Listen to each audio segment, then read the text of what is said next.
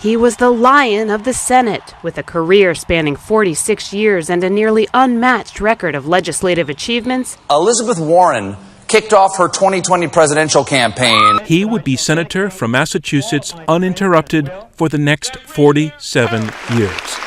This is the first step in your 2020 presidential campaign? We are the party of opposition, and that is our job. He set out to make his mark in the Senate, and this would turn out extraordinarily well, thanks again to his gift for getting along. She just signed a book deal, was just announced shortly before she pulled this stunt. Over 300 Kennedy-sponsored bills are now law, and his handprints are on most of the major pieces of legislation to pass the Senate in the last 50 years. It has some people questioning whether this is really a prelude for 2020 and her own personal political aspirations. Overtones of the next presidential election absolutely there. Kennedy's legacy would be built in the Senate, where he became a tireless champion and achieved landmark reforms. To your 2020 question, Elizabeth Warren has an op-ed in the Boston Globe today saying vote no on Neil Gorsuch. He hasn't had his hearing yet. Not just a man of the Senate, the Lion of the Senate. Did send out a fundraising letter shortly after all of this happened. How much have you raised off of this? I don't have any idea. The legislative achievements continued.